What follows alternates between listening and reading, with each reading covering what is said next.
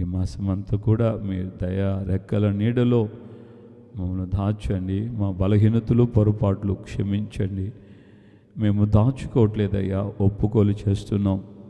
నేను బలహీనుడినే, నేను బలహీనురాల్ని అంటూ నీ బిడ్డలైన మేము మీ సన్నిధిలో చేస్తున్నటువంటి అయ్యా ఆవేదన, ఆక్రందన మీరు ఆలకించి నాయనా మా తప్పిదాలను, పొరపాట్లను, బలహీనతలను క్షమించి మీ యందు మేము స్థిరులను కదలని వారముగాను బలవంతులుగా అయ్యా అపవిత్రతకు చోటు లేకుండా పరిశుద్ధమైన మీ మార్గాలు మేము నడిపించబడినట్లుగా మా ఒక్కొక్కరికి మీరు సహాయం వచ్చేయమని ఈ ఆరాధనలో మీరుండి మీ నామాన్ని ఘనపరుచుకున్నందుకు స్తోత్రాలు.